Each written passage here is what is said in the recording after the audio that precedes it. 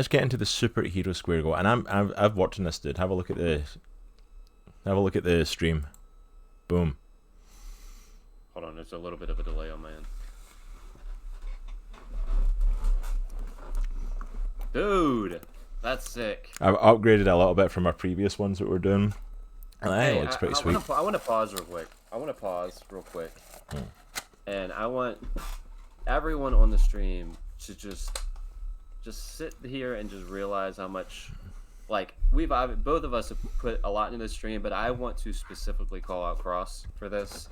Cross has 3 kids, one of whom is autistic, and he put just a crap ton of time into this 12-hour stream to make this possible. So I want everybody to give Cross a virtual round of applause. Dude, I love you. You're awesome. I really appreciate everything you did for today, man. It would not have happened if it were not for Cross. Just FYI. Thank you, man. I appreciate that. I really do. Thank you so much. Thank you so much for that, man. I just wanted this to go off today and go well. Yeah, man. Alright. Y'all ready for some fights? Let's do this, man. Let's do it. Alright, let me get my notes and stuff together as well that I've taken on this. So our first fight, as you can see, this is one of the fights that was put forward by Ads, one of our winners for tonight, and it is Blade versus Hellboy. So this is an interesting fight, because we kind of talked about this before we even did research. I apologise, by the way, I'm going to be eating my lunch while we're doing this, because my wife dropped it off, so... Here, you eat, and I'll explain how I approach square goes. Go for it. So the way that I approach them is I will lay out the main abilities of the person, right? What are the main abilities of said hero or villain, anti-hero, whatever. And then I'll go through and research what are the biggest feats that they've done as said hero, anti-hero, villain, etc. And then that's when we come on here and we kind of talk through what does that look like, who have they beaten in the past, all that stuff. So that's what I want to do with Blade versus Hellboy. Okay. So let me start off. I'll start off with Blade. So those of you who know, Blade was, I don't know like what he was before he got bit by a vampire, but he basically is half vampire, half human. But he's got superhuman stamina, superhuman strength, superhuman durability. He's wicked sweet with an adamantium sword, which it is an adamantium sword. He's a very skilled martial artist. He has heightened senses as half vampire, and he has a healing factor. Now that can vary based off of who writes him, but he does have a healing factor and he can heal himself.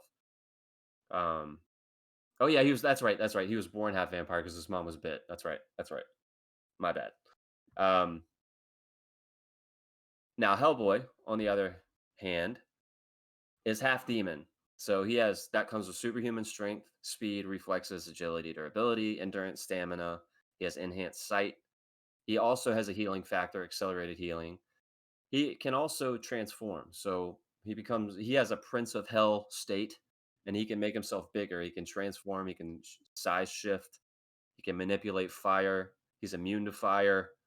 And he's also a master combatant. He's hand-to-hand, very skilled hand-to-hand. He has the right hand of doom, and he's pretty much invulnerable to an extent.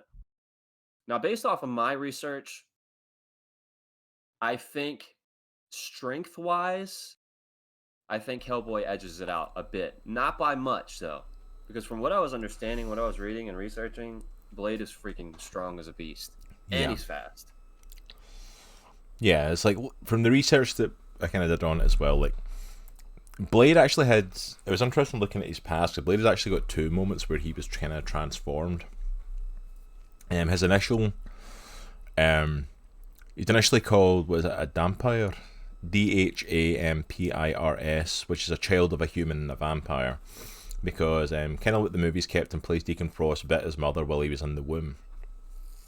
So while he was still attached to her, he ended up getting a lot of that genetic coding onto them. He ends up actually getting most of the abilities that he's known for actually come from when he fought alongside Spider-Man against Morbius, the living vampire. And it was actually his form of vampirism when he bit him that gave him all the stuff that made him the Daywalker. Yeah. All of the strength, none of the weaknesses, stuff that we know. So he's not actually like had that all his life. He's not had that for as long as people actually realise. He's had it for a lengthy time, but not as long as he's been around. Mm-hmm. Some of his abilities include the ability to smell supernatural creatures, prolonged lifespan, levels of immunity. He does have a sensitivity to bright lights, which was something. Mm-hmm. Was an expert in knives and daggers from a young age.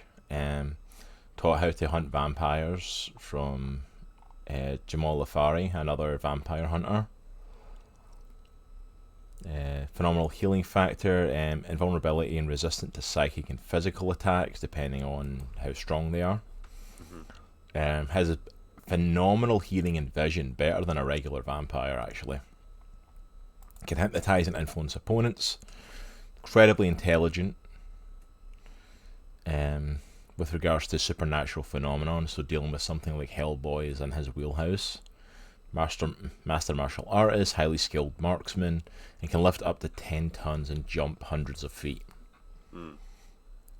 He has a ton of stuff like that. Yeah. Hellboy, on the other hand, real name Anung Un-Rama, a child of a demon who was a duke in hell and a witch mother, destined to be the bringer of the apocalypse. Right hand of doom was given to him by his father in hell. Ended up coming to Earth, and when he was summoned, literally, if you've seen the first Hellboy movie, it pretty much plays out like that in the story. Mm-hmm. Raised by a human, Professor Broom, best agent in the BPRD, who hunts supernatural creatures. Has been doing that for about 60 odd years, so he's got decades of experience of hunting and fighting supernatural entities, beings, creatures, demons, and gods. Super strength, can throw up to 500 pounds. Incredible durability and a healing factor on a level of Wolverine. Can comprehend ancient mystical languages. Has a plethora of weapons and technology and stuff provided by the BPRD. His most well-known one is his Good Samaritan handgun. Right Hand of Doom can pretty much destroy anything, and can also call and control other demons. I've got to say, for this first fight out of battle, this looks like it'd be a fairly even fight. Yeah. I think they'd be able to brawl with each other. I think, although I think strength-wise, they're pretty even. I mean, they're fairly even. Give or take. I think this is going to come down to a brawl. Mm-hmm. I think Blade definitely has the better technique, the better what's the word I'm looking for? The better like strategist of the two. Hellboy's more of a jump in and deal with it as it happens. Agreed. The downfall I see for Blade in this fight, I think, is the fact of like everything he's done and learned has been specifically led towards vampirism and vampires. Yeah. He has not dealt with other supernatural stuff on the scale that Hellboy has. Hellboy has literally gone toe to toe with demons and gods and varieties of stuff, vampires included, over his 60 odd years of being this. And has learned how to counteract these things. Is like he knows what he would need to use against someone like Blade. Yeah. I mean, I think, like, given that they are very similar strength-wise and fighting-wise, maybe not style-wise, I definitely, I would give the edge, in my opinion, to Hellboy.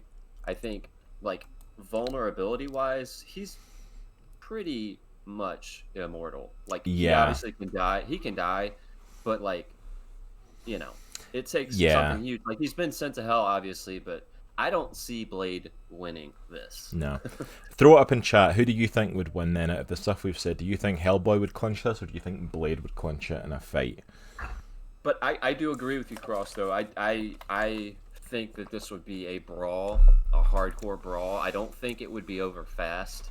No, I think this one would last a while. Both are massively superpowered beings. Yeah.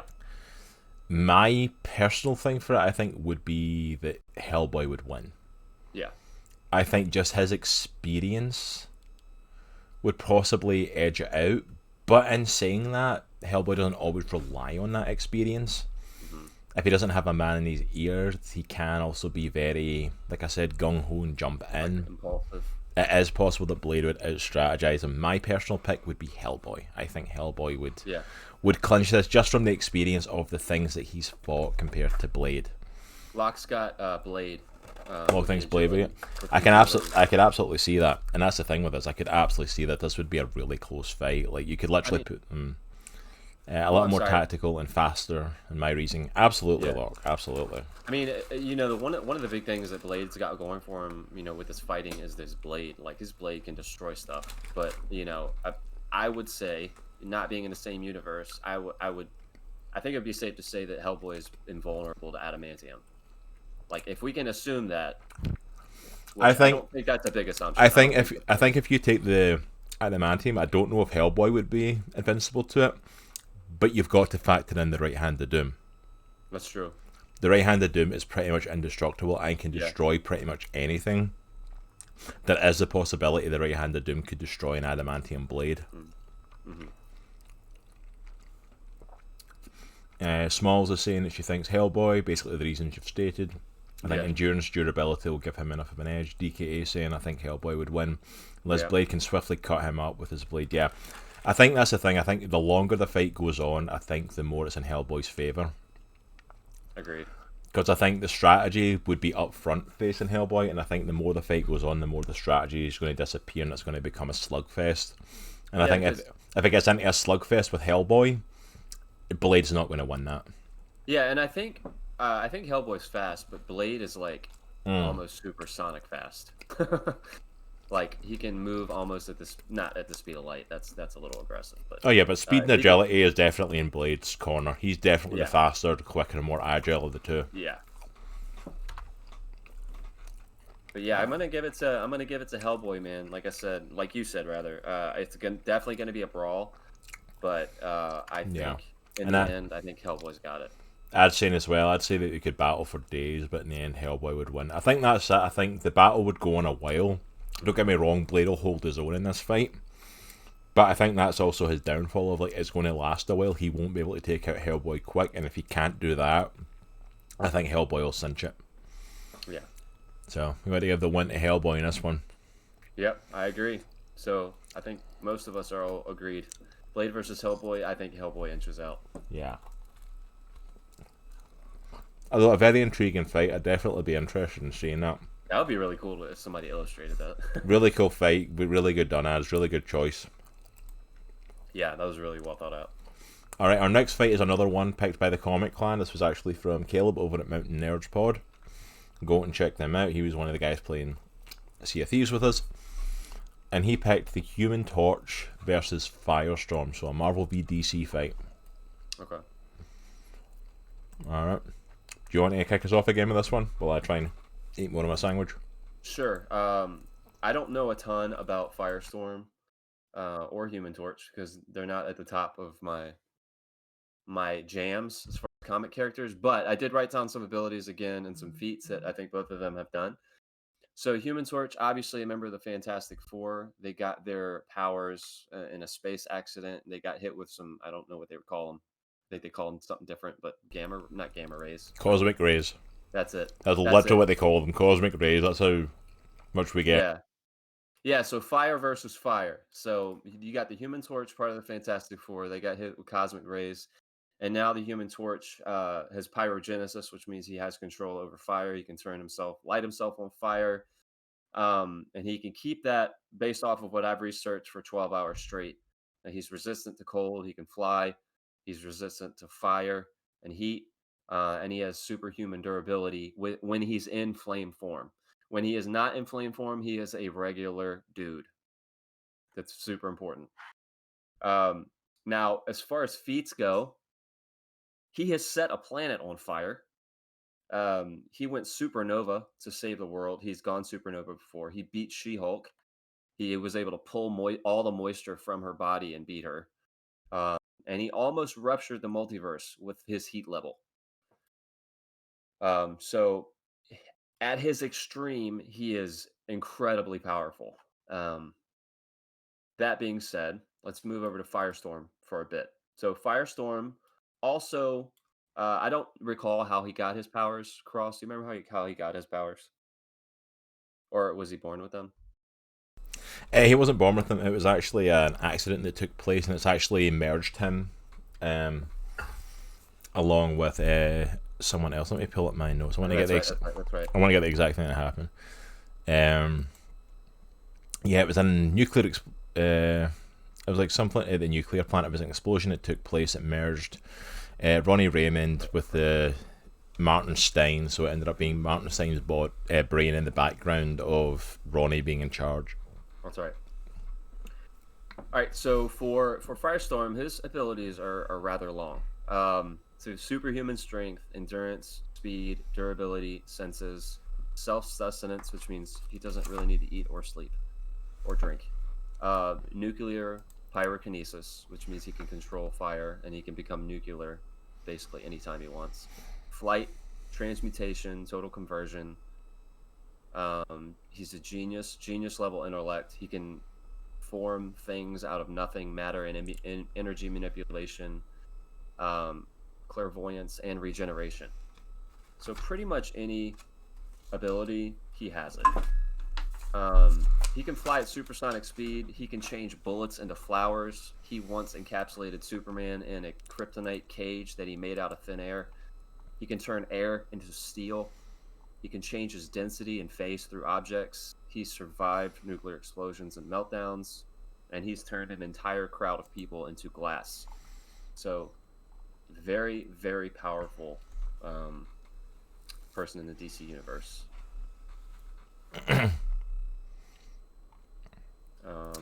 Yeah, look, I think it was definitely a neat take on it as well, in the CW's version of it. But yeah, these two, like, don't get me wrong, these are definitely. This isn't one of these things of like fire versus fire. It's like, I think honestly, Firestorm's got so much more going. Don't get me wrong, Human Torch is powerful. You know, like we said, he got his power from the cosmic rays, becomes completely engulfed in flames. His flight, pyrokinesis up to the level of Nova Flame. And his Nova Flame blast is equal to a nuclear blast. Mm-hmm. Resistance to fire and heat, obviously, increased durability. He's taken punches from some of Marvel's biggest powerhouses. Can stand energy level of an atomic blast with his fire shield. Able to take out a substantial chunk of the Annihilation Wave, if you know about them, in the Annihilation arc in Marvel's like spacefaring crew a few years ago. He took out about half of them on his own. Has the ability to engulf an entire planet in flames. Mm-hmm. Can withdraw moisture from an opponent's body. Mm-hmm. Can absorb heat with unknown scale, so we've never seen the scale of how much he can take. And has the ability to destroy oxygen molecules and burn them up on an unknown level. So like he can literally set oxygen molecules on fire. Which sounds phenomenal. Like, I mean, he's never been used in that way, but Johnny Storm is literally like a mega level threat. He's a planetary threat. But Firestorm is like, can fly faster than the speed of sound, shoots fusion blasts from his hands, can phase through solid objects, energy manipulation, can absorb and release energy as a nuclear explosion, super strength, durability, stamina, healing factor, resistance to injury, chemical absorption, fire control, rearrange the atomic and subatomic structure of inorganic matter. Only able to create things that the driver understands the inner workings of is the downfall that came up. At the same time, though, Martin Stein is one of the minds in there, like an award-winning physicist. So, like, as long as he can understand the molecular structure of something, Ronnie can use the powers to like change the atomic and subatomic structure of it, which is quite a lot. He closed a black hole and closed a rift in the multiverse. And it's theorized that he has no upper limit to his power, that he holds all the power that was present at the Big Bang, could set off a big enough explosion to destroy everything in the universe except for himself and set off a new Big Bang. We've never seen anything on that level, obviously, but that's the theory of like how powerful Firestorm could be. End of the day, I don't think it's even a discussion. As powerful as Johnny Storm is, like Firestorm is, He's an underrated character in DC. I really like Firestorm. I think he's a really underrated character in DC, but like his power level is just ridiculous. It's insane. Yeah, in my opinion, this is over in about 3 seconds. Yeah. Anything I mean, Johnny Storm throws at him, he can just absorb and I mean, just his ability to transmute matter out of like and change matter out of anything, like or make something out of nothing. I don't know. Like I feel like yeah. he could use that in so many different ways to just immediately squelch the Human Torch. Yeah, and DK is saying as well, Johnny Storm's very used to working on a team. He's always been a kind of major part of the Fantastic Four or some other team. Also known for his hot-headedness, and that's probably going to get him in trouble against someone like Firestorm. Whereas, like, as Human Torch is going into this fight alone, Firestorm isn't, because it's two minds in one. So you've got Ronnie controlling things with Martin Stein's mind. Yeah, Johnny Storm, Human Torch. Yeah, we're talking Johnny Storm, Human Torch, Isaac. Yeah. Yeah, we're talking Johnny Storm one, not the original one. Although I did think about that, that'd be an interesting fight, the original Human Torch, and seeing what his ability is. Because it's not a character I've looked into a lot. Like the original one from like when Marvel first started, like before Fantastic Four was ever created. But yeah, so I think second fight has to go to Firestorm. Yeah, I would agree 100%. Our third fight, another one picked by the Comic Clan by our very own Locksteady. Howard Duckson, the Sorcerer Supreme of Earth 80118, against the Scarlet Pooch of Earth 8311. All right, so I think we should set the stage here. Yeah. So there's not a lot of information on Howard Duckson. There is nothing on these characters. And by not a lot of information, I mean absolutely no information on them. So we are going to go on the assumption that these characters have the exact same abilities as Doctor Strange. I think it's safe to say 616 version and Scarlet Witch 616. Let's just go with those easy ones. So again, just going on the basis that these characters have those powers. There is no info on Scarlet Pooch, and I could figure out at the very least that the Earth that she's from is the same Earth of Spider-Ham from Into the Spider-Verse, and it's the same Earth as him. For Howard Duckson, literally the fact that he's Howard the Duck and the Sorcerer Supreme of that Earth, and he's called Strange Duck, is literally all there is in him. I literally looked up his Earth in the Marvel Wiki, and there is no other information on it. I couldn't even tell you if that Earth is the same. So I'm going off the basis of that Earth. It's the same as 616, just that Howard is the Sorcerer Supreme. Yeah. Because I literally have no other info. There's nothing to go on. So power-wise, it's pretty much Doctor Strange versus Scarlet Witch. Yeah. Just you're getting to see a cat and a dog. A duck and a dog. A cat and a dog. Shut up, Cross. All right, so Cross is way more way more versed in comics than I am, but I'll try to lay out the abilities that we know of Doctor Strange and Scarlet Witch. So let's start off with Doctor Strange. So obviously, Doctor Strange is a genius level intelligence. He's capable of flight, astral projection. He is the Sorcerer Supreme, so he is the master of all sorts of dark arts and sorcery and magic. He's a master combatant and martial artist. He can manipulate energy and summon demons. He can teleport. He can transmutate, super reflexes, and chronokinesis, which is control over time. He can dodge bullets. He went head to head with Mephisto and Loki. He has defeated Nightmare and the In-Betweener, and he took on the entire New Avengers team and beat them in Bendis's run. So he is not someone to shake a stick at. Scarlet Witch, on the other hand, and feel free to fill in gaps if I'm leaving anything out, Cross. But Scarlet Witch, on the other hand, is the Scarlet Witch. She is a master of chaos magic. She also has astral projection. She also has chronokinesis. She's clairvoyant. She can manipulate energy. She can absorb energy, flight, healing, projection. She can manipulate elements. She's also known to raise the dead, necromancy. She is a telepath, and she has telekinesis as well. So, as most all of you who are here know, she removed 90% of the mutants from the world, from existence, with just saying no more mutants. She created basically her children Wiccan and Speed, obviously with a bit of help, but she did it. She's resurrected Wonder Man. She's taken on the Avengers all alone. She's beat Namor and the Atlanteans, and she's beat the Dark Phoenix with the help of another mutant. But she basically killed the Dark Phoenix. I'm sorry, I'm listening to what you're saying, but I'm reading chat as well, and this is going off hysterically. As is like, I give the win to the Pooch because the reason the dog would eat the duck. It's super. DKA saying it's We went supernatural. super geeky. Yeah. DKA saying it's supernatural duck hunt. Oh my And God. yeah, Locke, this started off with Locke basically saying, I want to do a Howard the Duck fight. That's how we got here. hilarious. Duck Mamu, I've come to bargain. Yeah, there's always like, I could give this to Howard, I must be honest. I think Scarlet Pooch takes it. In the dog's eyes, that just makes it more tasty. Yeah, so this was definitely an interesting fight to look up. Yeah. So looking at it, just I looked at Howard the Duck when I first did this research, just in case, like, what do we know about Howard the Duck and his appearances? Literally, being Howard the Duck adds nothing to this fight except the fact he's Howard the Duck. He has no abilities, no powers, no nothing. He's literally just a being from another world trapped in Marvel 616. I'm trying to recall that awful 90s movie. Like, what did he add? What did he add? He didn't add anything. He knows how to do quack fu. Quack fu, that's right.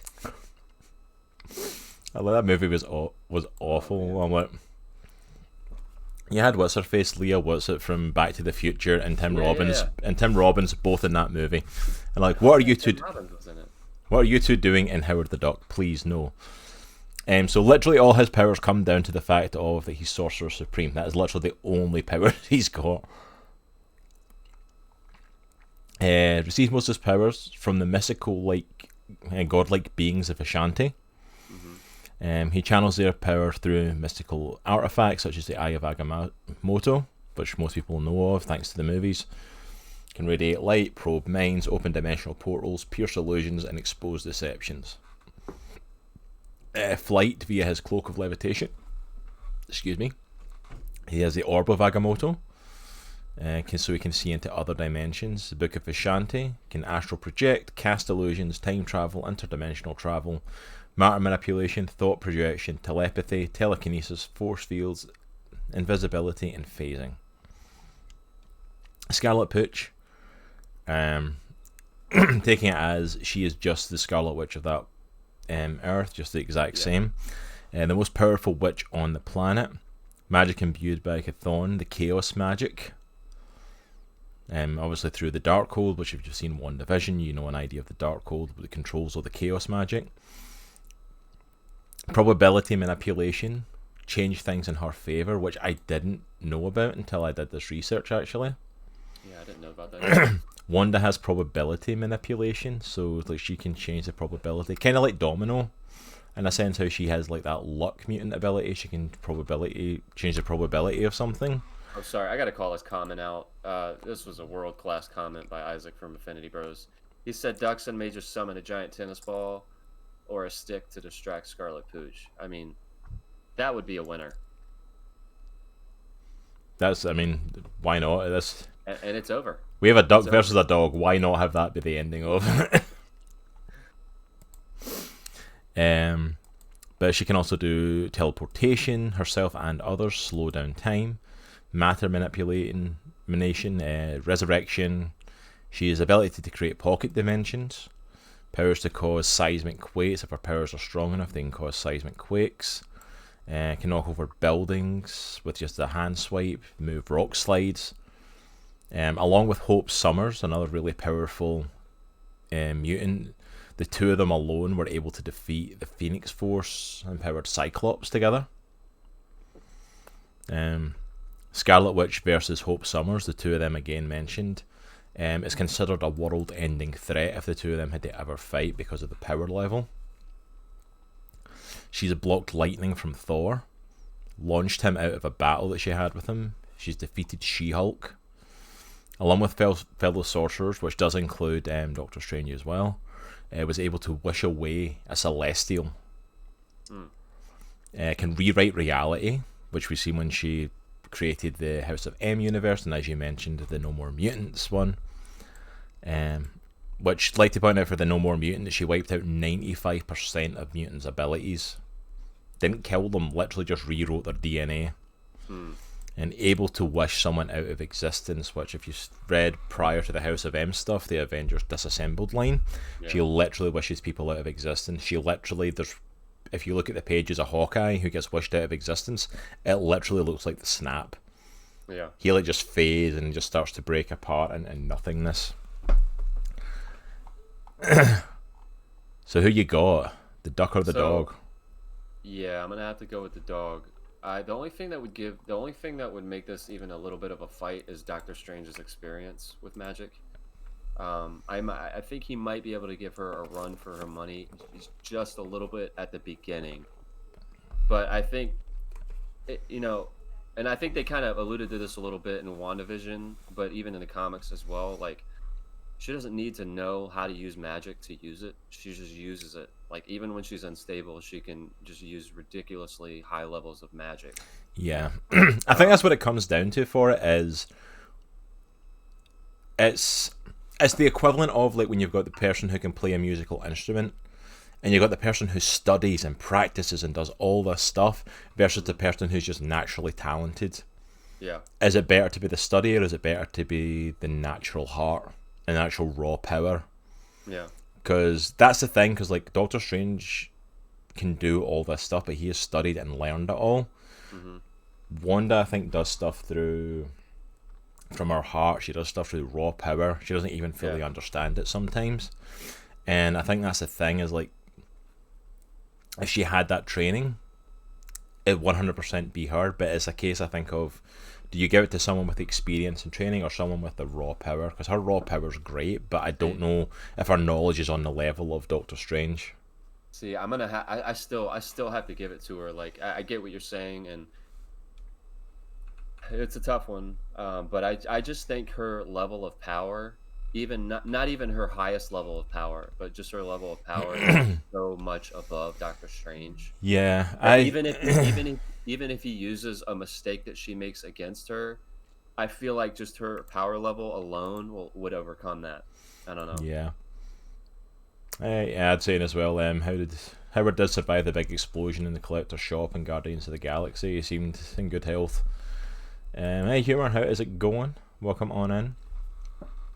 I don't know. I kind of have to sit on the fence with this one, I'll be honest, because it depends on the situation. Like, if it's just power versus power, without a doubt, Scarlet Pooch gets it. Without a doubt. But the experience of Strange Duck, I don't know if how that would factor in. Then again, also, maybe I do have to give it to Scarlet Pooch, actually, because I need to then factor in that it's not the experience of Doctor Strange, it's the experience of Howard the Duck as a Sorcerer Supreme, and I don't know if he's going to be as well versed as we've seen Stephen Strange being. If you know Howard's character, he's probably not. Yeah. But he knows Quack Fu, though. He knows Quack Fu. I probably have to give it to Scarlet Pooch in this one. As much as there's more like questions I would need answered to give a proper thing, it's like, if I'm going to have to choose, I have to say Scarlet Pooch. That has to be my choice. Yeah. Alright, we are at the halfway point of the fights now. I'm going to run to the restroom real quick if you want to give a rundown of the next one. Yeah. This one is one that I chose, and this is one that I have been waiting for. We have got Nightwing versus Daredevil. Nightwing, Dick Grayson, the former Robin, turned superhero in his own right, versus the Man Without Fear. This fight, the more research I did, the closer this fight got. Hey, Official Dog 254, welcome on in. This fight is one that when I started researching it, I thought it was going to be a good fight before, and as I started realizing it, like, it's a lot closer than I could have imagined.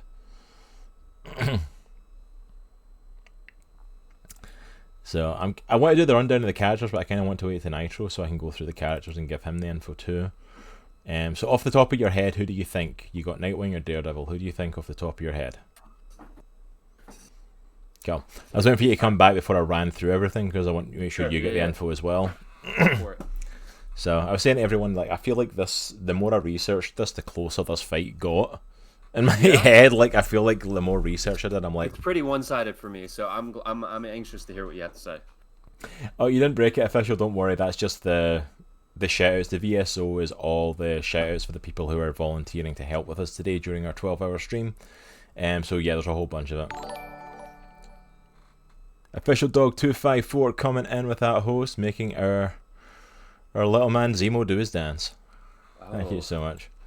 Yeah, so Small saying initial thoughts, asked who's your initial, like, off the top of your head, who do you think takes it? And she's saying top of her head Daredevil, but it is a tough one. I'm like, yeah, this is probably the closest fight on our card. Like, all right, I'll say this before you dive into this stuff. On the surface, they are almost literally the same thing. They're the same type of hero, I think. Like, almost even with the same type of weapons, to be honest. Both athletic, both good at acrobatics, both men without fear can do amazing feats of agility. One uses a screamer sticks, one has his booty club. It's like, they're so similar in a lot of ways. Yeah, they're super similar. This is a really, really good one. All right. Yeah, I'm sorry. I'm getting ahead of myself if you want to run through this stuff. No worry. RKO coming in and saying Nightwing all night, so we've got a vote for Nightwing, a vote for Daredevil. See, that was my thing. Off the top of my head, I thought Daredevil. I thought his ability would just be too much for it, but when I started reading on Dick Grayson, Nightwing, who, if anyone doesn't know, Nightwing is one of my favourite characters. I love him, Jason Todd, and Tim Drake, the Robins. There you go. Bit of drinking juicy ASMR for you. So let me run through this then. So Nightwing, obviously Dick Grayson, the original Robin. He's been influenced by both Batman and Superman. So he's had training from Batman from a young age. Also, though he is influenced heavily by Superman in terms of his personality, in terms of his morals, in terms of his compass. Even the name Nightwing comes from a story that Superman told him of a hero on Krypton who fought for justice called Nightwing. So the taking on of his mantle is actually to both of his kind of heroes and father figures. You know, Dick Grayson is often considered like the better version of Batman in a sense of, like, because Batman is still ran by his trauma, and his whole thing of taking Dick Grayson in was to make sure he didn't get overcome with his trauma and became a better hero, and even feels like he did that. He did become Batman for a short time when Batman died. It's like, and there was a fight for the kill. Dick Grayson's the one who took on the responsibility. Experience as a leader, leading both the Teen Titans and the Titans. After initial 6 months of training, before he was allowed to go out and become Robin, he had to spend a whole night in Gotham hiding without Batman finding him to prove that he was ready. Which obviously he did do, and obviously is not an easy feat. Grew up training in acrobatics, one of the best acrobats and gymnasts in all of comics, not just Marvel, in all of comics. Trained by Batman and all the stuff that Batman's trains, a master of multiple forms of martial arts. Basically anything that Batman's learned, you can basically assume that Dick Grayson at least has an idea of it, if not the same. He's at peak physical human condition, has a genius level intellect, has amazing willpower to the point of he was at one point considered as a bearer for the Green Lantern ring that Abin Sur had that went to Hal Jordan. So he's such great willpower, he was considered for that. His suit, although it looks like just lycra, is actually light armor costume, which is light sensitive and can change depending how light the area is to help hide him. Weapons that he carries are his screamer sticks, obviously, are his main ones for fighting with. Has a grappling gun that he carries, and wingdings, which are his batarangs.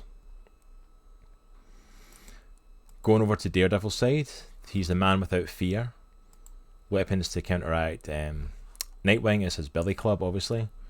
His intellect level is a law degree.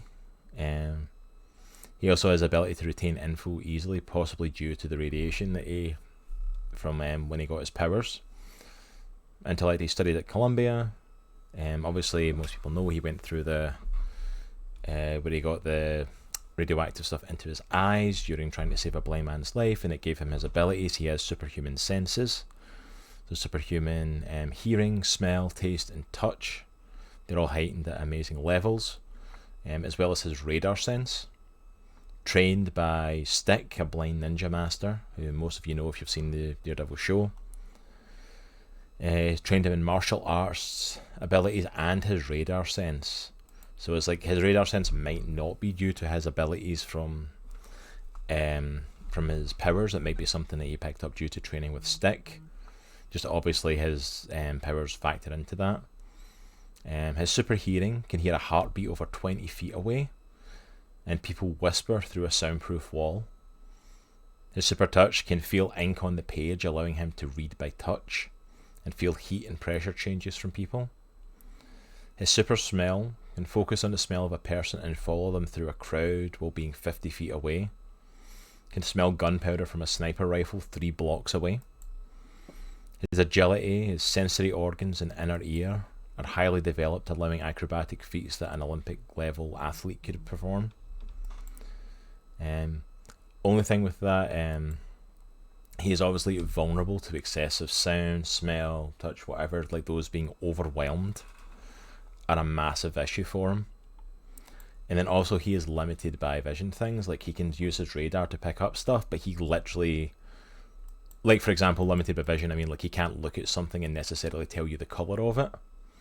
He can feel the light radiating off of stuff to tell what the colour is and be able to sense stuff, but actually picking stuff out by sight, he doesn't have a way around that. The radar ability just kind of gives him other options.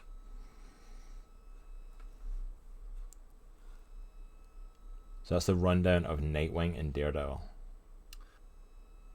Alright, so one of the funniest things that I read while I was researching Nightwing was that he once solved 4 cases of America's Most Wanted while eating breakfast.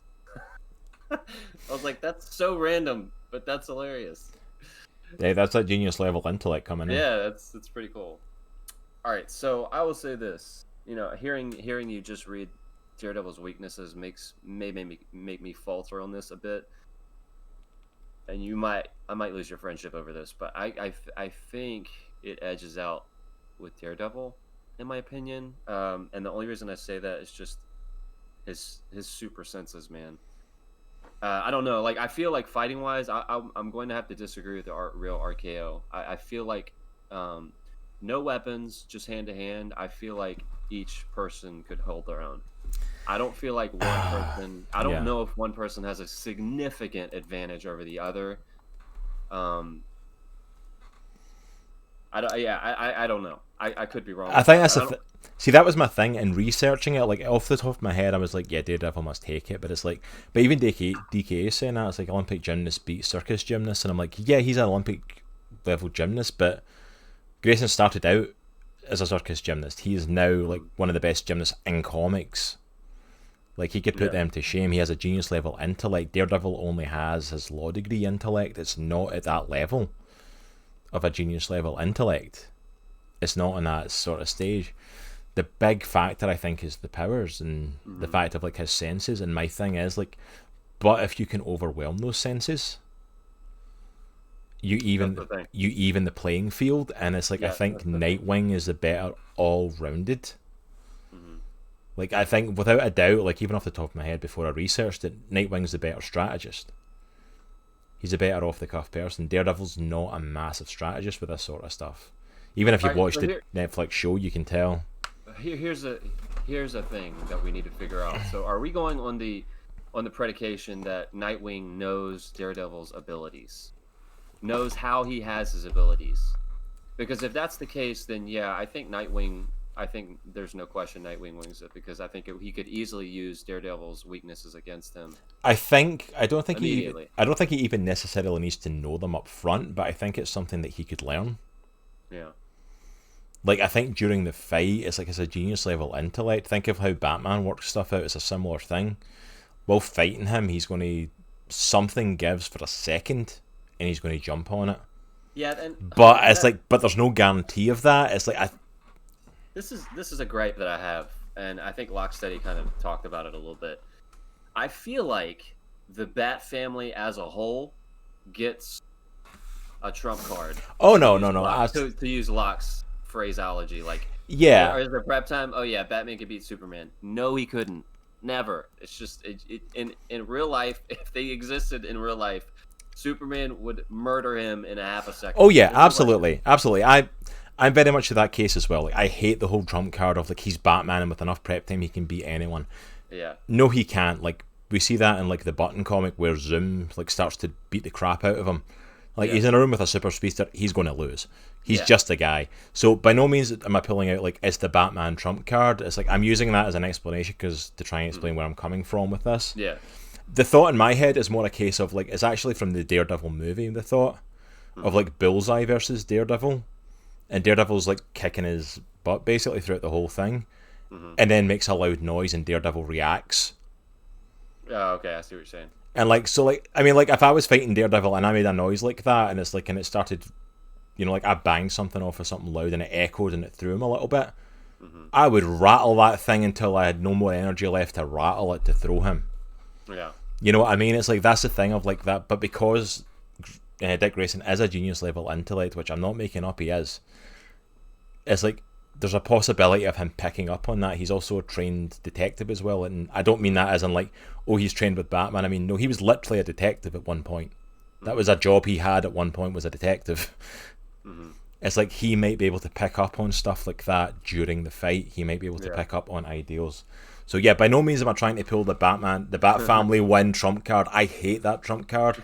I love Grant Morrison, but his whole crap of Batman could be anyone is bull, and he should know that. I'm like, I'm sorry, he's a dude with gadgets. That's not a Pretty get out much. of Trump.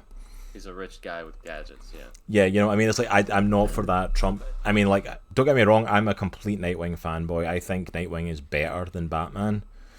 I think he is the more refined, better version of him because he is an actual better hero.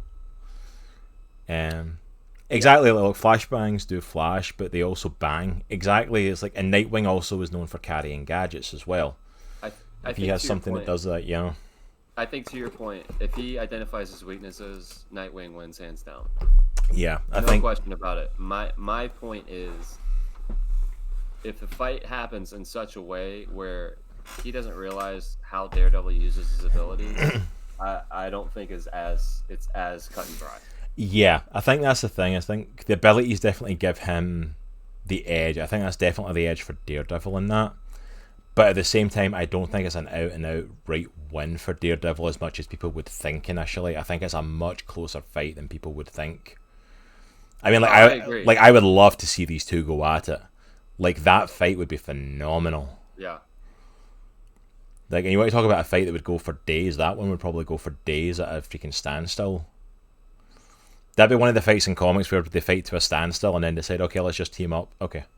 That's a good point. So Yeah. Lux said he basically said no amount of watching Daredevil do what he does will make him realize that he can hear his heartbeat. That's it as well. And I think that's another factor to it as well. It depends how well Daredevil uses his abilities. Yeah, and that's the thing. Because Daredevil has got this, it's kind of got a two-tone for that. He's kind of got the side of him who will use his abilities and use his strategy a little bit, but he also has a bit of a jump-in mentality depending on the situation. Because like he's not dumb either. Like Yeah. if Oh he no, realizes no, no, that no, no. If he realizes that Nightwing is picking up on, oh, he realizes that I can do this stuff, he's gonna change his approach. Yeah, You know? I would probably have to say, yeah, I probably have to agree. I think Daredevil could possibly take it, but if he did, it would only be just. All right, Like- so here's my thing. If Nightwing is able to detect how Daredevil uses his abilities, at least in part, not even how he completely does it, but in part, Yeah. I think he could win, like no question.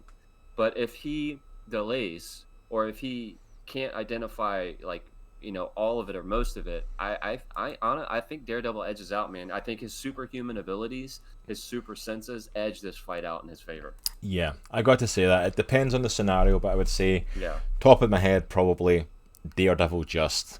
And it begrudges me to even say that. I'm a huge Nightwing fan.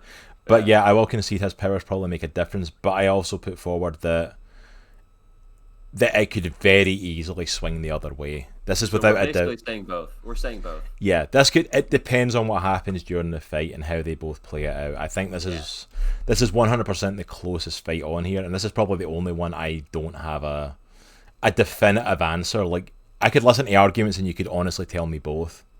Yeah. Like, so I think it would depend. I mean, what happened. I think there's a fair point for either one of them making it. Again, it just depends on the situation. Yeah, and this is exactly why we do the research for the square goal, because some of these can be a lot closer than you think.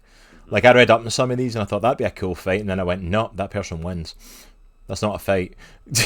Other ones like this, it's like that. I think this person would win. I'm like, oh, that might be closer than I would think. Yeah. All right, so we'll say kind of both, edging towards Daredevil on that one. Our next fight. This is one that I'm kind of proud of that I came up with. I'm not going to lie. Number 5 from Umbrella Academy versus the Taskmaster. All right, I don't know a whole lot about number 5. This is me my comic deep dive fight for the show. I don't know about a whole lot about number 5, so I'm gonna let you take this one. All right. So anyone who knows number 5, if you don't know him from the comics, chances are you might know him from the TV show Umbrella Academy. We are taking the comic book iteration of him in this. So anyone who doesn't know his background, he was one of 43 babies randomly born to women who had not been pregnant that day. When the day started, they hadn't been pregnant, and it was somehow linked to a wrestler beating a space squid in a wrestling match. Don't know how, it was just what happened, and then they were born. But number 5 is adopted by Sir Reginald Hargreaves and inducted into the Umbrella Academy. He has the ability to travel through time. He ends up doing a jump and actually pushing himself into the future by 30 years, and ends up arriving in the apocalypse. The problem is that number 5 can only jump forward in time, or at least he's only got the schematics for that. So he gets into the future and basically lives 60 years in the future on his own, and trying to work out how to get back in time. While he's there, he ends up getting picked up by the Temps Aeternalis, I think is how you say it. Is basically an organisation that try and keep the timeline in place as it should be. While he's there, they teach him how to use his ability so that he can micro jump, so that it makes it look like he's moving at incredibly fast speeds, so he can look like he's moving at flash speeds by micro jumping his time travel ability. He also managed to time travel back to his family when the apocalypse was meant to be, when they were all adults. So he's now, an issue that he had with that is it put him in his 10-year-old body. So he's now like a 60-plus-year-old man with all this experience in the body of a 10-year-old. The thing is, going to the future also drove him a little bit insane, being on his own for that long. Also, the Temps Aeternalis also captured him and modified him.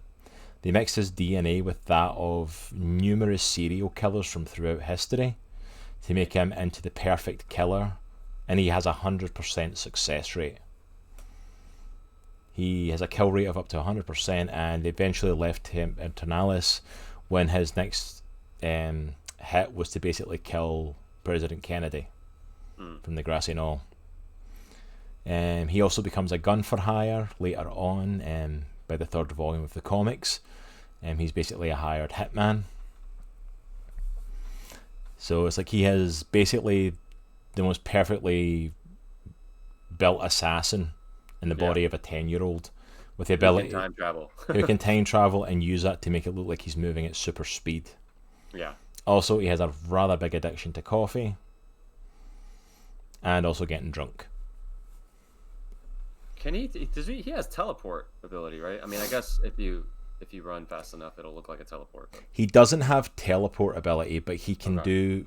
But that's what the micro jumps are. He can micro jump, so it looks like he's moving at super speed, but he's actually micro jumping like short, like second bursts into the future. And like, I do think we should point out how strong he is. He's ridiculously strong. Like he is ridiculously strong. Basically, when he went rogue from Temp Internalis, he went rogue from them, and they basically had to hunt him down because he's their best killer and he's out there doing his own thing now. Mm-hmm. They sent 30 of their best arm-trained guards after him, and he murdered them all.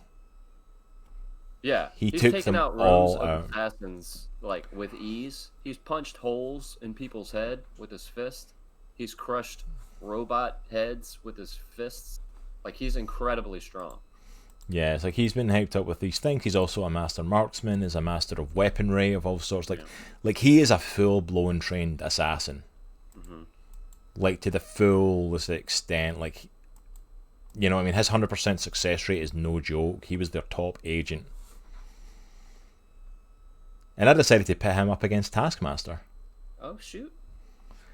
Taskmaster, also known as Tony Masters, a former S.H.I.E.L.D. agent, known for his photographic reflexes, as he calls it, which he also enhanced. I kind of found different backgrounds of that, of like whether he took a serum that gave him it, Yeah. Or whether he had it initially and it enhanced it. But basically, he took a serum that a scientist was working on to enhance short-term memory exponentially. This also, unfortunately, dampened his long-term memory, but now he can observe the movements of another person very quickly and copy them perfectly. He's studied numerous superheroes, martial arts experts, weapons experts, to learn movements and predict what the people he's fighting will do. So not only can he copy their movements exactly, not only can he learn new abilities through watching that, he can also use it to predict what they're going to do next. So like if he studies Captain America, he can predict what Captain America's next movements are likely to be. Yeah. His superhuman reaction times. Also uses his ability to be a mentor and a teacher, training villains and henchmen how to fight superheroes. Trained with Buddhist monks and an arcane meditation technique to slow his heart rate and breathing so he could survive without oxygen for extended periods of time. And when I say extended period, I mean like ridiculous lengths of time. Well versed in many weapons, especially operates with his sword, shield, and bow and arrow that he carries, but is a master weapons expert with pretty much anything. Incredible marksman, master strategist, master survival skills. Most of his ability comes from predicting opponents' next move, so his downfall would be opponents have unpredictable fighting style, can cause him issues. That's why he has trouble with people like Deadpool, because Deadpool is like so unpredictable, even he doesn't know what he's going to do. Yeah. Ahmed's in the chat. Nice to see you, Ahmed Alamin, one of our one of the creators that were giving away his comics later on in the show. Yeah, they made number 5 a bit weaker in the show. Like in the comic version, he's nuts. Like he's like full blown little psycho. And also as well, Taskmaster only has so much memory, so anytime he has to learn a new ability, it can push more long term memories out. Mm-hmm. Like he said, moments of forgetting that he's married, forgetting that what his job used to be, forgetting his name. He has been able to relearn that information. His wife at times has helped him remember who he is and their marriage and stuff, but it's like the first stuff to go. Anything that's long-term basis disappears. So who you got, chat? Number 5 or the Taskmaster? This is a tough one, man. I will say... all right, so one more thing that I wanted to call out for Taskmaster. Sorry, my brain's all over the place. Yeah, no worries, man. No worries. It's because he's able to copy the styles, the fighting styles, like immediately of people. Like, I don't know if you called this out, but Shang-Chi, Ninjas, the Winter Soldier, Captain America, Daredevil, Iron Fist. He has all of their fighting styles memorized. Yeah. Like, he can fight identical to every single one of them. Yeah, that's how he taught himself martial arts and stuff. Like, not even from watching people. Like, when he first started learning that stuff, he started watching just videos of martial artists, and he could copy their ability. You know, so yeah, he can pick it up just from that vision. He's picked it up from some of the best there is. So, I mean, that being said, somebody called it out in chat, and I forgot who it was. I'm sorry, it might have been RKO, but I feel like I have number 5 as the victor, and I feel like just the sole fact that he can time travel, like the Taskmaster can't emulate something. I'm sorry, I just read Small's comment. I'm thinking this one is number 5. At some point, Taskmaster's just gonna forget he's in a fight. I mean, just the fact that he can time travel, Yeah. I think he's the winner in That's the this. thing, because like Taskmaster, one of his downfalls is like he can copy abilities. Like he can like copy a movement of Captain America. We can't That copy does abilities though. that doesn't mean he can, like, if Captain America launches something, that means he can copy the throwing technique, but he can't copy the strength. So he Yeah, can't copy like the super soldier serum. So he might be able to copy and kind of predict where number five is going to go, but one, he's using his time travel ability to, excuse me, to basically use super speed, making him harder to predict. But Taskmaster cannot keep up with the time travel. He cannot copy that ability. yeah, So number five literally has that. Also, as well, I've got to point out, like, when it comes to killing an opponent, like number five has no issues with killing an opponent, and has 100% success rate when he has tried to kill someone. He's killed them. Taskmaster does not.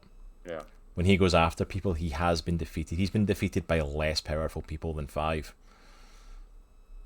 So I think just down to the, yeah, depending how many cups of coffee he drinks as well. Yeah. Yeah, I think As, I don't know if it's an easy fight, but I think number 5 definitely wins this. no, I think it would be a tough fight. I don't think it's going to go easy to him, but 100% I think five gets this one. Number five Agreed. is like, he's just, the training he's got, like he is like genetically been altered to be the perfect killer. Hmm. And it's like, I don't think Taskmaster's on his level. Agreed. Don't get me wrong, Taskmaster is a phenomenal character. Do you guys think about the Batman Fortnite crossover? Hey Yankee, how is it going, Yankee Benny? I have not seen the Batman Fortnite crossover. What is this? I did not know that was a What you're thing. talking of? Yeah. Yeah, and like just to go back to the fight, like Taskmaster has taken a direct hit from Luke Cage and a kick in the face from Black Panther. Like he can take a hit. So like I said, I don't think it's going to be a fast fight. I think it's going to be a brawl, but as soon as time travel comes into everything, comes into it, it's over. Yeah. And I mean, I think that's it, because it's like, it's how he uses the time travel ability as well, because that's the thing. That's the thing with number five. He can only travel forward in time. Like, he basically broke his body and turned himself back into a 10-year-old trying to get back to his original time. Mm-hmm. Like, trying to travel back. So it's like, it's always forward in time. So it's not like he can just jump forward and like finish him off and jump back, Yeah. or jump forward and get something. And it's also not like the TV show where he can just like teleport to. They're giving him the ability to do time and space. No, literally in the comics it's just time travel. Mm-hmm. But the way he uses it to micro jump, I think, yeah. Yeah, I got to give it to number 5. Alright, moving on to number 6 then. This is another one from our community. Iron Man versus Deadpool. All right, so right off the bat, let's start with Deadpool. So everybody knows your favorite merc with a mouth. He's a product of Weapon X. He was an assassin prior to entering the Weapon X program, and he developed terminal cancer. So he was subjected to a Weapon X program and gained an incredible healing factor. So he's basically, give or take, immortal. So you really. So the one thing I will call out though, based off what I researched, and it is canon because it's actually written in the comic.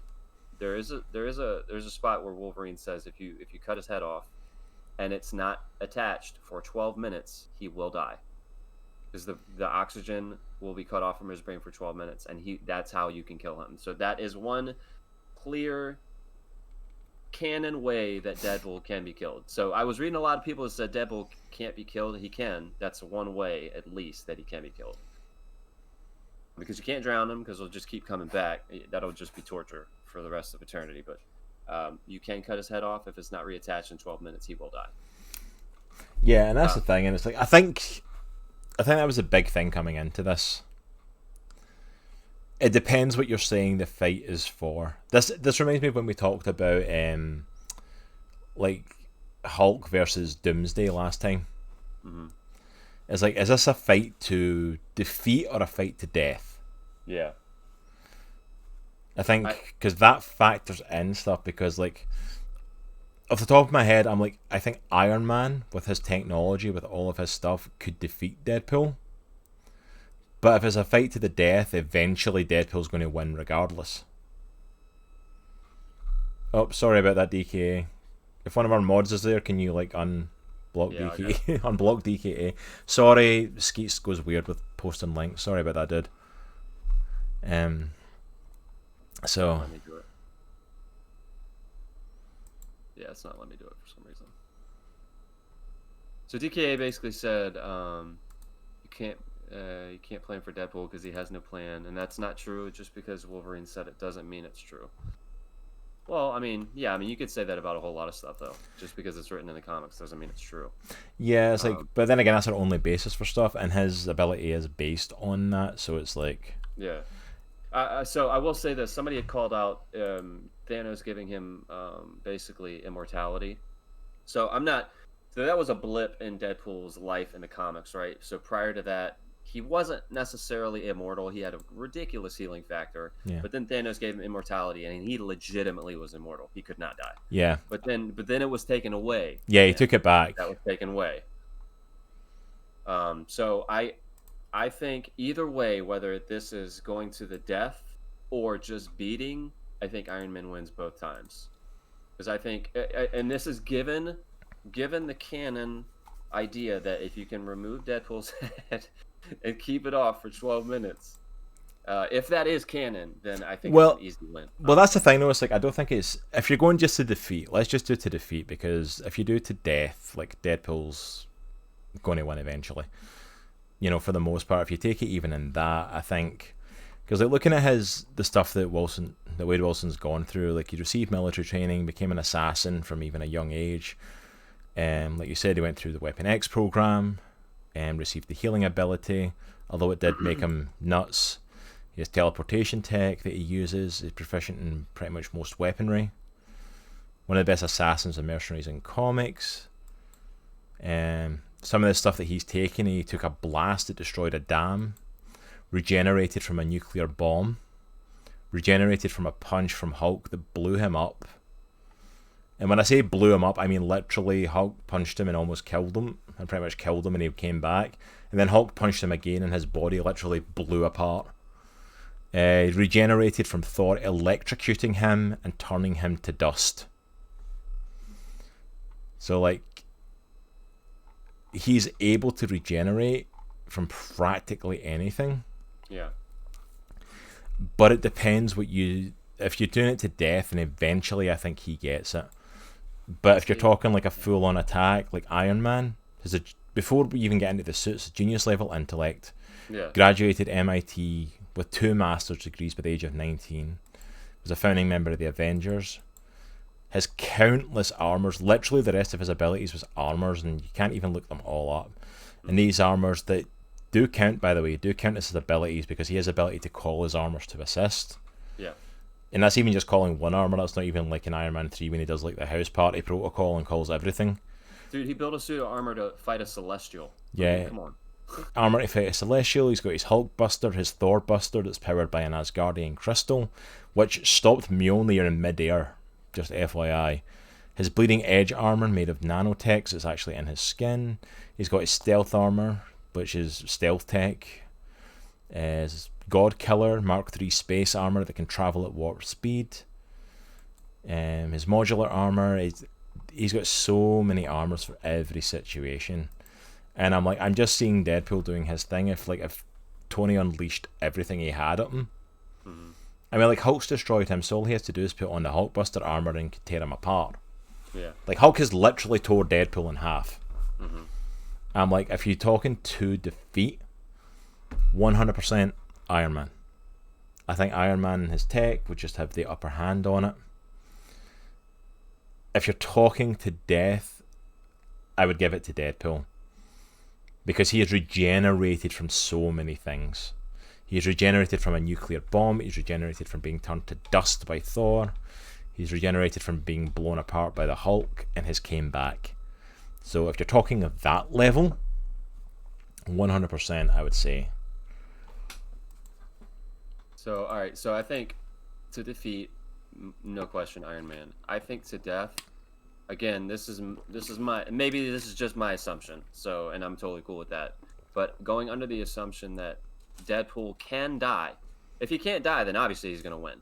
Mm. But if he can die, if there is a way to kill him, I think Iron Man, or Tony Stark rather, with his intellect, will figure out a way to do that, and he will get it done. But Because that's or the not, thing. or he can continue to keep killing him and keep beating him until he figures it out. Yeah, You I know? think that's the thing. That was like, that's the thing. I don't think there is a way that he could kill him though. Because like going off of like not taking the stuff that Wolverine said about his power, taking Deadpool's as it is, and the feats that we've seen happen to Deadpool, the man was literally turned to ash, and his body regrew. So if you're talking a fight to death, 100%, like Deadpool gets this. Like his body reconstituted itself from ash. See, I don't agree. I don't agree. I think at some point, I think Tony Stark would figure out something that would kill him. But like what though? If you're talking to death, what is? I don't know what, because I mean, obviously, I called out the only canon thing that that can But kill him. but it's not canon. You're talking it's canon for Wolverine. Deadpool's healing factor is a different thing. It works in different ways. I'm calling out actual things that Deadpool has survived and regrown from. Yeah. And his head is separate from his body if he's a pile of ash. It's separate if he's been blown up by Hulk. It's separate if he's been blown up by a nuclear bomb and reconstituted himself. The thing is, though, I can't say that Deadpool is immortal. Like, he can't die. You can't say that. You can't say that he's immortal because... No, you can't, because he has died. He has died, but I'm saying, like, you don't have a thing to state that this is what he could do to beat him. If you're talking to the death, it comes down to Deadpool. Deadpool is going to survive, is going to regenerate, and going to come back. Kind of the same as like we talked about when we done the Doomsday Hulk fight. Doomsday is going to... Could lose to Hulk? Absolutely. But he's going to come back because that's his nature. That's what happens with the character. Yeah. I mean, I can't get with that. So, I mean, I think the fact that Deadpool has died means that he can die. If he can die and he will die if Iron Man fights him. Okay, I don't think we're gonna. Yeah, we're not gonna. I don't think we're gonna come. Yeah, I don't think we're gonna come to it in this one. He says Iron Man for the fight to the death. I would say Deadpool takes it, but I don't think we're gonna come to a conclusion in that one. That's the first one that we've disagreed on. That's the first one we've disagreed on. All right, so we're gonna go into our final fight then. Right. Our main event: God Emperor Doom versus Cosmic Spider-Man. A literal mastery of a fight of two of the most powerful beings that have existed in Marvel Comics. So this is a fun one. So I know you're a huge Doom fanboy. So you want to give us the rundown on God Emperor Doom? Because I haven't gotten there in the Hickman run yet. So. All right, let me give a rundown in Doom. And if you're not a fanboy of Doom as well, then you're just doing life wrong. I mean, I am. I mean, he's like one of the best characters in comics. Just saying. So, God Emperor Doom, starting off as well without even going into his god level powers. He has a genius level intellect, one of the smartest men in the Marvel Universe. Apparently stated before, his mind races as fast as a sophisticated computer. He managed to work out a power and use for vibranium that even the Wakandans couldn't work out. One of Marvel's best sorcerers, studied under Doctor Strange, and by Doctor Strange's own admission, was learning to do things that even he couldn't do. And also sent one of the most powerful sorcerers in the Marvel Universe, Morgan Le Fay, back to the dawn of time. So a will power strong enough to stand against Purple Man's suggestions. If you know the Jessica Jones show, he has a power of will, probably one of the strongest in the Marvel Universe. His ability to deny psychics access to his mind. And that's all before the god level power comes in. So God Emperor Doom was created when Doctor Doom focused the powers of Molecule Man, one of the most powerful beings in the Marvel Universe, and Doctor Strange, into himself, using that ability to destroy an army of Beyonders, who, if you know the Beyonder from the previous Secret Wars, the original 1984 one, he's basically the Beyonder they met there was basically a child compared to these Beyonders, and these were full adults who were like wiping out celestial beings through the multiverse. God Emperor Doom, basically with a wave of his hand, destroys them and takes the ability of the Beyonders. Destroys the Beyonders, who destroyed the Living Tribunal, the second most powerful being in the multiverse, in 3 shots. Doom basically wiped out these beings himself. Can destroy a normal human with a wave of his hand, which we see happening at the end of Secret Wars. He literally waves his hand and blows someone up. Punches into Thanos and disintegrates his body. He literally punches through Thanos, grabs him by the spinal cord, and disintegrates his flesh, and is left holding the skeleton of Thanos. That's such an epic photo, though. Black Panther takes on the Infinity Gauntlet, made up of Infinity Stones gathered from all the different worlds that Doom has made his world, Battle World, with. So it's from all the multiverse. Attacks Doom head on, and Doom literally blocks his punch with a gauntlet and destroys it. He literally comes in with a gauntlet full of multiversal stones that all work, starts to come in at him, and he just catches it and literally destroys it. Also as well, this version of Doom killed a Phoenix Force Cyclops, which Phoenix Force, if anyone doesn't know, is one of the most powerful entities in the Marvel Universe. You probably know it from the X-Men movies. If that's the only place you know it, I feel sorry for you. There's so much better iterations of it. God Emperor Doom, like, that's most of the big stuff we've got. I mean, God Emperor Doom has only been around briefly for that Secret Wars one. We've not seen him at that level. The only way he was defeated was when Molecule Man literally got Doom to admit that the world he created, that he felt like Reed Richards could have done a better job, which meant Molecule Man took his powers back from Doom and gave it to Reed and made Doom less powerful. That's literally the only thing that stopped him. Yeah. No one could stand against him. Alright. You want to run down Cosmic Spider-Man then, his opponent for today? Sure. So for those of you who don't know, Captain Universe is not really one person. It's basically the Unipower empowers a person, and basically it's a manifestation of the universe itself. So that person becomes basically one of, if not the most powerful beings in the universe. So as far as a list of the powers, so for him, he's granted the Unipower, one of the strongest and most powerful beings in the universe, unlimited invulnerability, unlimited strength, power, all that good stuff. It's actually unlimited. So depending on who is wielding the Unipower and depending on the need of the situation, that's the power, strength, etc. that's granted to that individual or being. He has a univision, which is kind of a cosmic consciousness. He can sense things on a subatomic level at great distances. He can also force people to tell him the truth. He has unlimited strength. He can manipulate matter. He can absorb and manipulate energy. He's capable of traveling at the speed of light. He has God-level stamina, God-level strength. He can surpass powers of beings and mutants suppress rather. He can suppress people's powers temporarily. And again, his power level depends on the host and needs of the occasion. Now, I did a lot of research. I didn't find a ton of like feats per se from Spider-Man. No, there's not. Spider-Man, rather. There's not a lot from him because he only had the power briefly, and they've never really dove into it that much in other comics or anything. Yeah. So just to go off ability levels, I'm going to be honest. So this was my fight. I'm a huge Spider-Man fan. And I'm going to be honest. I don't know.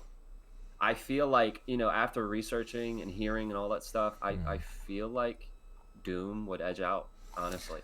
I've got to agree. I've got to agree on Doom, and it's from one thing, because the big question for the Cosmic Spider-Man is the simple question of the cosmic powers, the Unipower, can create whatever the person needs it to be. So if the big threat was God Emperor Doom, could it counter that with some sort of ability? But at the same time, we don't know. Yeah. Like the stuff we've seen it do, I'm like, is that the level of stuff it can do? Because he's like the guardian of the being eternity. That's the whole thing of the Unipower.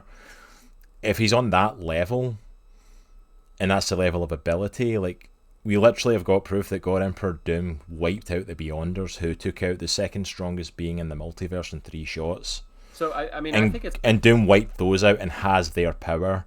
So just in terms of that one act, I would say his cosmic level is higher than Cosmic Spider-Man. Yeah. So it's like he's likely to take the win there. Don't get me wrong, it would be a battle, but depending on like that counter, because we don't know what that it can provide stuff in whatever situation he needs actually looks like. And without knowing what he's capable of doing for that, I would have to say Doom. Yeah, I feel like God Emperor Doom comes close to being like legitimately the most powerful being in comics. Oh yeah. Like, I mean, right under the one above all, and obviously right under Molecule Man, who's obviously able to take his powers away and stuff like that. But like, yeah, but like just barely. yeah, but God Emperor Doom is like, yeah, like let's put it this way: if Molecule Man hadn't taken his powers away, Doom wouldn't have lost that power. Yeah, like, and he was already a threat on. He was already like practically a cosmic level threat without these powers. Yeah. Like, it's scary how strong and how much ability Doom has, but with that in mind, it's like, yeah, I think God Emperor Doom takes this. Yeah, And I mean, look at him. He just looks like a badass. Look at that white outfit. He looks awesome. Dude, Cosmic Spider-Man looks pretty sweet too, except the mouthpiece. That's kind of. I think the mouthpiece looks interesting. I like the hint of red.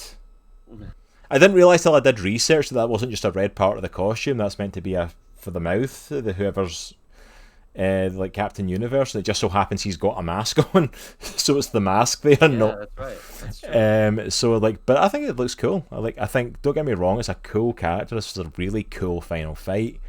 But I've got to give it to my boy Doom. I don't think. If you're talking God Emperor Doom, like up against most characters, there's very few characters you could have pitched for him to fight that I would have said would have beat him. Yeah. It's not going to be a tough fight. Like, you could put him up against the one above all, and I'd say that'd be a hell of a fight. And I don't even know who would come out in that, you know. Yeah, that would be a good fight too. Just put him up against Jack Kirby. That'd be pretty easy. Who actually, if you look into Marvel history, is technically the one above all. True. Because in the Marvel history, Fantastic Four met the one above all, and it was Jack Kirby sitting at his desk drawing them. That's so right. technically, he is the one above all. Yeah, you're right. So let me go back to our. These were some good fights, man. This was an awesome fight card. I love this one's better than our last one, I think. Oh yeah, man. Yeah. Only thing is now that we need to freaking up the game again. You do it again.